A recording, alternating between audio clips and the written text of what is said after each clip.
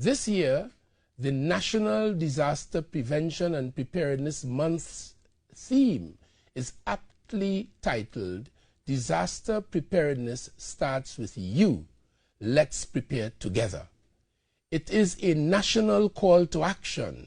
It places emphasis on the role of each and every individual, community, and organization must play to put our nation on the pathway to disaster readiness and resilience. And there you have the Honorable Fitzgerald Hines, Minister of National Security, letting us know that National Disaster Preparedness and Prevention Month is happening in May. National Disaster Preparedness and Prevention. I think I might be mixing that up, but I know it's NDPPM. Is National Disaster Prevention and Preparedness Month. There you go. There we go. That's the right order. Prevent first. Prevent. But prepare. Prepare to prevent. And to discuss that a little bit further, we want to welcome this morning Major General Rodney Smart to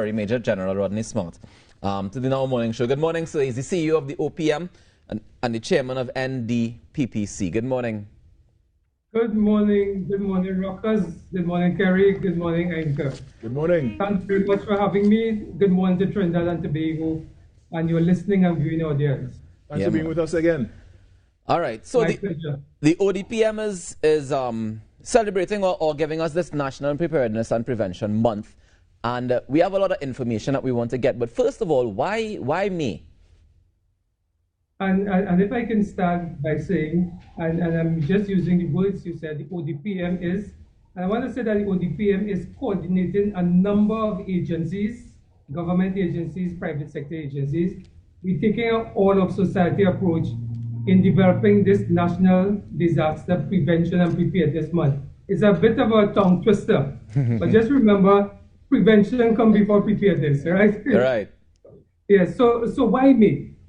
May is the month before the beginning of the Atlantic hurricane season. Right. And May also, it begins our preparation period generally for the wet season, because the wet season and the Atlantic hurricane season almost coincides with each other. Mm-hmm.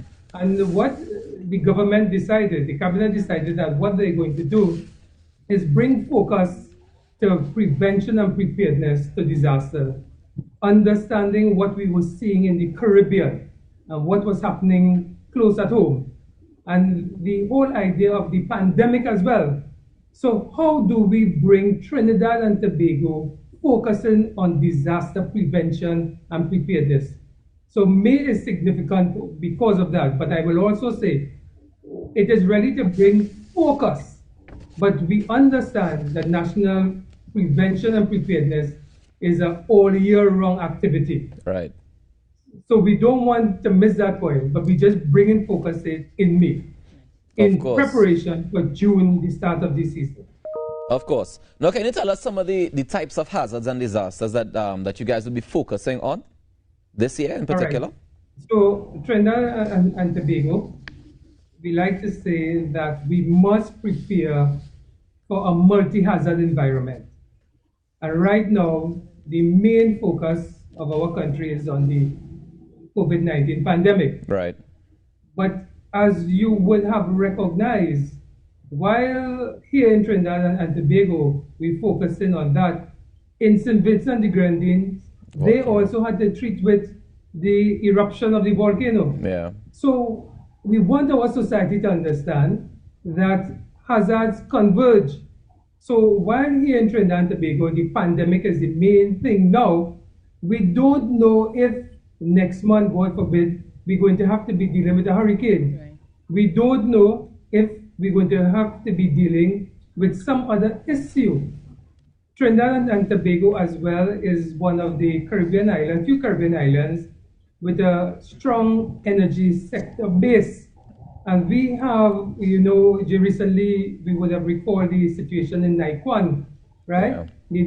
We always have to be thinking about those hazards that can impact our society. Mm-hmm.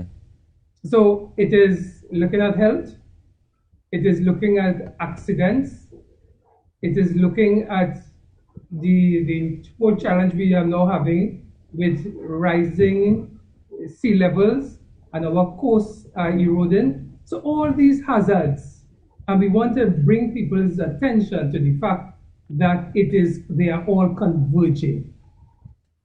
Okay. Now, during the presentation, you guys have been preparing for this month of May, and also, I mean, like you said, it's a year-round thing where you prepare for any possible disasters and stuff like that. One of the things that stood out to me was a project that you talked about called Preparedness. Can you let us know a little bit more about that? Because it was preparing for earthquakes, if I'm not mistaken.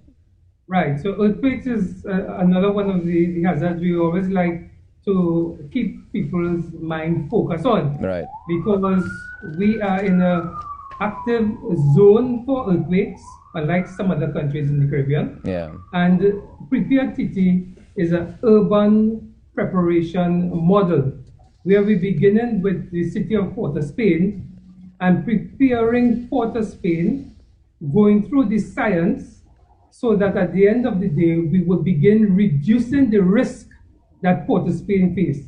But it's a pilot project for Port of Spain. And I say Port of Spain, but knowing that Port of Spain provides the base for all our cities. So we're starting with Port of Spain and then we're going to roll it out to the other cities. What are some of the risks that may be faced? Okay, so in Port of Spain, we have a mixture of different types of structures. Port of Spain, as you know, especially on the seafront area, was built on reclaimed land. Right. So one of the challenges you will always have when we speak about earthquakes, and I'm speaking here about a high magnitude earthquake, is the possibility, two great possibilities. One is the whole idea of liquefaction, where the earth becomes soft and it would sink. That is a possibility, but also the possibility of tsunamis, of earthquakes that a major earthquake that happen offshore and comes to the country. So one of the projects that we would have done recently, you may recall, was preparing Carenage, using Carenage community as a pilot project to start the process of making our coastal cities resilient. So these are the things that the National Disaster Prevention and Preparedness Committee will be doing beyond the focus of May, but how do we make our community stronger? How are we going to make our sector stronger? Because one of the most important things is that you will have hazards that are going to threaten you. But how do you respond and how do you recover from those hazards are critically important. And that is the focus of this committee. Fantastic. Can you tell me some of the challenges that the committee is facing when you have to prepare entire communities for any hazard that might come, I mean, in the midst of a pandemic as well? Yes. And while we would have planned to do certain activities, because of the recent challenges we've been facing, we've had to roll back some of the things we planned. So one of the challenges, for example, is that we wanted to do what we call community risk assessments. Right. Where you go into the community, you meet with the community residents, and they will help you understand what are some of the risks, because you don't want to implant a model on them. So through that process, that collaborative process, you go into the community and the community helps you develop these risk assessments. Once you have a risk assessment, you can now start reducing risk and developing strategies should, in case you cannot reduce all the risk, you mitigate against them, and then you prepare yourself in the event something that you didn't plan for should happen. So that is one of the biggest challenges, getting the community together. But we have been innovative. We're going to be doing some things online, and we certainly have the support of various agencies. I want to highlight, as I said, various agencies, the role of the private sector, the role of the media. We've been very fortunate. Last week, Wednesday, we briefed the media, and I want to say thanks to TTT for sending a team so that you could help us get this message across. The minister launched the program. Now we want Trinidad and Tobago to be involved. One of the things I want to highlight is that each week we are placing emphasis on some segment of the society. In week 1, which is this week, we're looking at individual and family, the foundation of our society. In week 2, we look at community, we look at civil society organizations, the NGOs, the faith-based organizations, etc. In week 3, that is where we're going to look at the communities and how can we help communities get stronger. So we're going to be doing things like sandbag wall construction, right? Identifying hazards, as I explained, risks and hazards. And finally, in the last week, week 4, we look at the whole national community, the public sector, the private sector. We also have international organizations here, so we're going to get them involved. So this is a whole of society approach. Major General, as the coordinating body for so many agencies, what is the interaction or how do you liaise with the first responder agencies involved in the event of a natural disaster?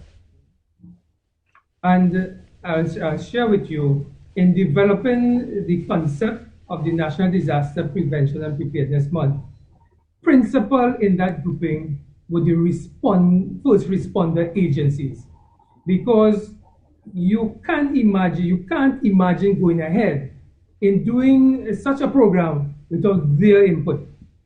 For example, we've just had, for Trinidad and Tobago, the benefit of the Defense Force personnel coming back on Saturday. They came back from St. Vincent and the Grenadines. So they have a bit of knowledge that they're going to bring back into our society. So we would have gone out there to help the people of St. Vincent and the Grenadines, but also there's a benefit to Trinidad and Tobago because these persons are coming back more knowledgeable, more experienced, more skilled. So from that perspective, the first responder agencies are always very critical. But we went beyond that, because one of the things that we also want to educate Trinidad and Tobago on is that when we speak to disasters, we're speaking about really 5 components. We're speaking about the prevention, we're speaking about mitigation, we're speaking about preparedness, we're speaking about response, and we're speaking about recovery. So we have to understand that not just the response agencies, but also the scientific community, for example, the universities, who are going to help us with the science behind what are some of the things we need to do with regard to prevention and mitigation. Major General, I want to thank you so much for your time this morning, and thank you for the work that you continue to do to keep our nation safe, really. And I want to thank you for joining us, and we're going to continue celebrating National Disaster Prevention and Preparedness Month here. Harry, before you send me off, yes, I know you always like to ask me my final words, but I want to take the opportunity to say thank you to Trinidad and Tobago for the response to St. Vincent and the Grenadines. It Definitely. was overwhelming. Definitely. Over 500 tons of supplies, relief supplies went there. Thank you very much. Thank you for you too for your role. Thank you very much, Major General. We're going to take a short break and come back with much more. And hats off to you, Trinbago. We are doing our part in being our brother's keeper. But for now, we're going to take a break and come back with much more right here on the Now Morning Show.